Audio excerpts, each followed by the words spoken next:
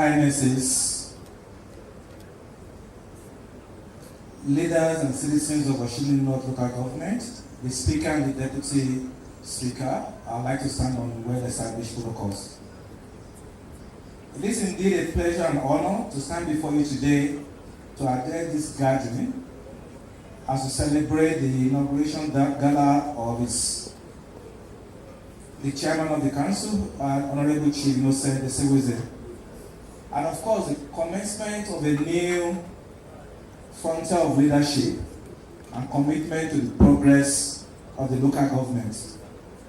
He has explained what the agenda is all about. It's about prosperity and unity, universal health and education services, technical skills development, actionable development strategies, infrastructure development, a friendly policy system, and enhanced peace and security. This agenda is commendable as it focuses on some of the critical issues that can foster individual well-being, communal peace, corporate growth, social development, and shared prosperity. But more importantly, I think this agenda also falls within the purview of local governments. And we all know that local governments are the closest level of governance to citizens and a veritable channel through which community development can happen. But in delivering the services, local governments must deliver and must subscribe to a high level of good governance. And it's good governance that will allow us to be able to deliver on the PUTA-IFE agenda. And so we may ask, what is good governance? There is no internationally agreed definition of good governance. It spans different topics, including respect for human rights, the rule of law, effective participation, multi-actor partnerships, political pluralism, transparent and accountable processes, accountable institutions, an efficient and effective public sector, political legitimacy, responsiveness to the needs of the people, consensus orientation, access to knowledge, information and education, the empowerment of people, equity and inclusiveness, sustainability, attitudes and values that foster responsibility, solidarity and tolerance. And I've been here for only an hour, test that I've witnessed some of these in action. And so good governance refers to all the processes of governing, the institutions, the processes and practices through which issues of common concern are decided upon and are regulated. And so to speak about good governance, we must then ask ourselves, are the institutions of governance delivering sufficient food, delivering quality education, adequate housing, justice and personal security? And in answering these questions, we must of course ask ourselves, how relevant are these questions? And the reality is that these questions are part of the 17 Sustainable Development Goals.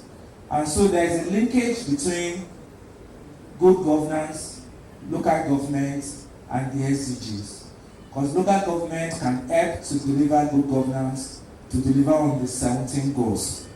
We all know what the 17 goals are: to end poverty, zero hunger, good health, water, gender equality, clean energy, reduce inequalities, etc. The 17 goals are a call to action to end poverty, to protect the planet, and ensure that by 2030, all of humanity enjoy good health, justice, peace, and prosperity. Sadly though, 10 years after its launch, and 6 years to the end date of 2030, the world is far from realizing the 17 Sustainable Development Goals. The 2024 assessment by the UNDP, ECA, and the African Development Bank reveals that only 6% of the 32 measurable SDG targets for Africa are on track to be achieved by 2030, just 6%. In Nigeria, only 1 out of 231 SDG indicators are on track to be achieved by 2030. And so, this brings into focus the importance of the PUTA-IFE agenda. If you can address prosperity, if you can address education and health, you are addressing the 17 SDG goals. So within this context, we see the relevance of the PUTA-IFE agenda and how they can help to promote the achievement of the 17 SDG goals in the local governments and thereby transform the lives of the people. And like Stephen Covey said in his seminal book, The 7 Habits, all things are created twice. The first creation is mental visualization, and the second creation is the physical realization. And you can't create anything physically if you can't even envision it. And so what we are launching today is that first step of creation, the envisioning. And that tells us that we stand a chance to then birth it in the second time, through the physical realization.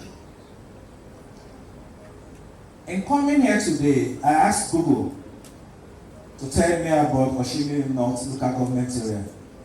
And quote, Google says, Oshimili North local government area is a local government area in Delta State, Nigeria.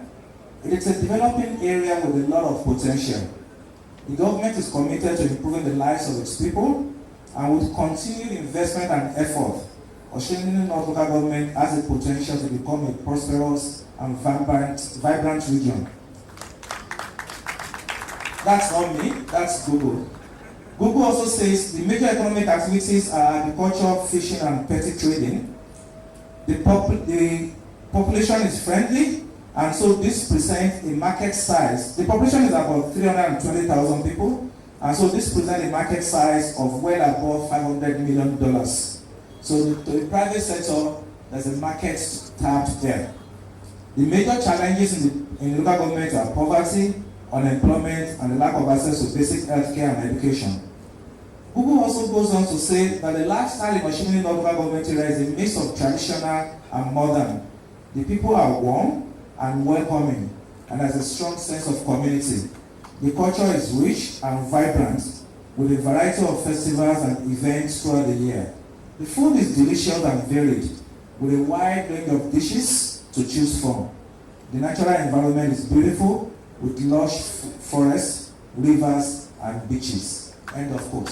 Google has said to me, and it tells me that we have something here that with a bit of effort and with a bit of marketing that the chairman is doing, we can create and get something out of the local government. So it's a good narrative that we have, and our challenge is to realize this potential, especially in agriculture, agro-allied processing, commodity exchange, distribution hubs for the benefit of the people of Oshimili local governments. So we have the potential. Our challenge is to realize it. And therein lies the paradox. If you look at the Nigerian development paradox, Nigeria is a land of paradoxes. We have an abundance of over 70 million hectares of agricultural land area. Producer. So we have the 10th largest crude oil reserves in the world, yet we still import PMS. We face some of the highest rates of infant and maternal mortality. These are problems that are caused not by the lack of resources, but by weaknesses in leadership, gaps in governance, and poor management of the abundant natural and human resources that God has endowed Nigeria with.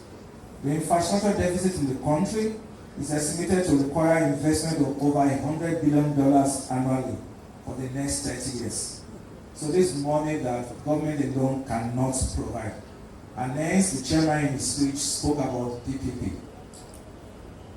So it's a huge figure, and I think with PPP we stand a chance to be able to get more investment to support our aspirations. PPP represents a transformative approach to bridging the development and infrastructure gaps, and the benefits are clear: access to capital, access to technical expertise, innovative technologies, and of course, good service quality. The public and the private sector play distinct but complementary roles to make PPP to be successful. The public sector, represented by the local government, must create a very transparent, clear, and trustworthy regulatory environment. Government agencies must define the scope of the partnership and must look after and protect the interests of the public. On the other hand, the private sector will bring financial resources, technology, and specialized expertise. But private companies must not only focus on profit, they also must focus on social impact and long-term sustainability. We know of successful PPPs in Nigeria. For instance, I flew today through the Murtala Mohammed Airport 2, MMA2. That is a successful build, operate, and transfer PPP between the Federal Airport Authority of Nigeria and the Bi-Continental Aviation Services. The MMA2 domestic terminal was commissioned in 2007, and in 2022, it handled 5.7 million passengers. And not without challenges. As we have seen with the Lekki Toll Road in Lagos and with the Azura Power Plant in Edo State. And both projects underscore the importance of transparency and clear contracts. Also, the importance of community engagement and appropriate risk and reward mechanisms in PPP. And so, Oshimili local government must be guided by these lessons for the PPP collaboration, not only to be beneficial to the investors, but to also provide appropriate services to the citizens and to be embraced by the community. And so this brings me to the critical success factors for a successful PPP. Various mechanisms that focuses on the respect to legal ownership. But for PPP to be successful and for the private sector to support the local government, we need to have 5 critical things. First is a clear legal framework and agency. A clearly defined framework that will give private investors confidence to commit to projects with the assurance that their interests as well as the public are safeguarded. At the federal level, we have the ICRC, the Infrastructure Concession and Regulatory Commission. And for instance, in Lagos State, we have the Lagos State Office of PPP, which was created by the 2011 PPP law of Lagos State. And so both examples at the federal and Lagos State are established laws that provide guidance and regulations of how PPP should work. The second thing is balanced risk sharing. So the first is a clear regulatory framework. The second is balanced risk sharing. Risks should be allocated based on an honest assessment of the capability of the private sector and also of the public sector. And thereby you can ensure that roles are given without overburdening each party. The third is performance-based contracts. Clear, measurable outcomes must be linked to performance-based contracts to drive accountability and also ensure alignment with the goals of the community. Fourth will be a focus on public good. The design of the PPP scheme must be driven by the overall public good, must avoid corruption and corrupt practices, must be transparent and ensure both short-term success and long-term sustainability. And the fifth is stakeholder engagement. We must engage with all stakeholders, from government to the private sector to communities, to ensure that the project has broad support and that potential challenges are addressed early. No PPP scheme can succeed without the support of 5 critical stakeholders: the private sector, the public sector, those in the development sector, civil society organizations, and community development associations. So we need all 5 to come together to drive sustainable development in any territory. And so the PUTA-IFE agenda was implemented in partnership with these 5 critical stakeholders, and by a combination of dedication, commitment, and sincerity, we can leverage the strength of the local government to attract complementary resources from the private sector and thereby forge lasting prosperity for our people. I'm convinced that this outcome is possible with the inclusion and support of all of us gathered here today. Let us reflect on the role of each party, on the role of each person. Let us be bold, let us be collaborative, and let us restate our commitment to making PUTA-IFE not just an agenda, but a reality, a blueprint that can inspire other communities and stand as a beacon of inclusive growth and a framework for a better and a more inclusive local government and, of course, state and Nigeria. Together, we can create a prosperous Oshimili local government where no one is left behind. I thank you for listening.